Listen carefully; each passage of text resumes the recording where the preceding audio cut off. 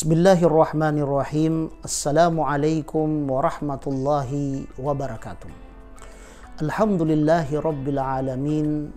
Wassalatu wassalamu ala rasulillah Sayyidina Muhammadin wa ala alihi wa ashabihi ajmain, amma ba'du. Masyarakat Gorontalo yang saya hormati dan dimuliakan Allah subhanahu wa ta'ala, tak terasa hari ini kita sudah di hari penghujung bulan suci Ramadan, yaitu di hari yang ke-30 di bulan Ramadan tahun ini. Kita berdoa kepada Allah subhanahu wa ta'ala, semoga ibadah-ibadah kita, baik yang wajib maupun yang sunnah, mudah-mudahan diterima oleh Allah subhanahu wa ta'ala. Dan kita juga berdoa kepada Allah subhanahu wa ta'ala, semoga tarbiyah Ramadan, pendidikan Ramadan, baik pendidikan jasadiyah maupun ruhiyah, insya Allah akan bisa memberikan pengaruh kepada kita pasca Ramadan nanti. Kita juga berdoa kepada Allah subhanahu wa ta'ala, semoga insya Allah Allah subhanahu wa ta'ala mempertemukan kita dengan Ramadan di tahun yang akan datang.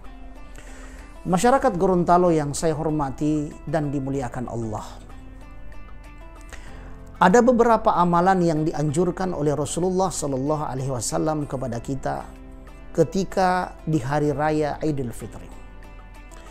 Yang pertama adalah kita harus menyambut hari raya Idul Fitri ini dengan sukacita, dengan gembira, dengan senang. Rasulullah Sallallahu Alaihi Wasallam ketika memasuki Madinah pada saat itu, beliau mendapati orang-orang Madinah memperingati dua hari raya yang sangat besar di zaman jahiliyah, dan orang-orang Madinah sangat senang dan bersukacita di dalam merayakannya. Maka ketika Rasul datang, beliau mengganti dua hari raya di zaman jahiliyah itu dengan hari raya Idul Fitri dan Idul Adha. Ini hal yang pertama. Yang kedua adalah kita dianjurkan untuk mandi sebelum berangkat sholat Idul Fitri. Allah subhanahu wa ta'ala mengatakan, innallaha yuhibbut tawwabina wa yuhibbul mutatahhirin. Sesungguhnya Allah subhanahu wa ta'ala sangat suka kepada orang-orang yang bertaubat dan orang-orang yang mensucikan dirinya. Rasulullah sallallahu alaihi wasallam sebagaimana dalam hadis Abdullah bin Abbas, beliau berkata bahwasanya Nabi sallallahu alaihi wasallam mandi pada hari raya Idul Fitri dan Idul Adha. Jadi yang kedua ini kita dianjurkan sebelum berangkat melaksanakan sholat, kita disunahkan untuk mandi sholat Idul Fitri itu sendiri.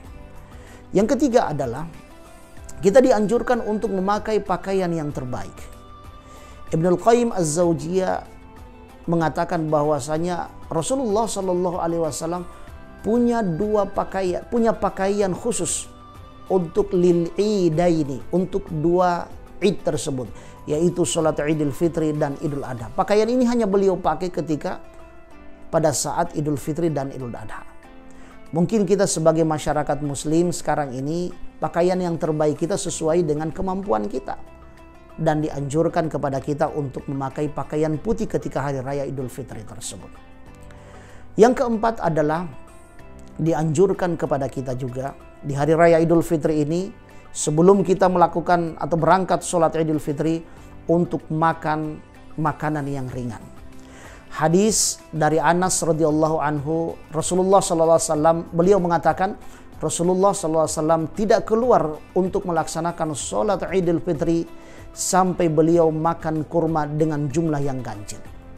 Mungkin kita jamaah yang dimuliakan Allah subhanahu wa ta'ala, kita biasa memakan makanan yang ringan, seperti makan kue kalau seandainya tidak punya kurma, atau minum air, minum teh. Yang jelas perut kita sebelum kita berangkat melaksanakan sholat Idul Fitri tersebut harus diisi dengan makanan-makanan yang ringan.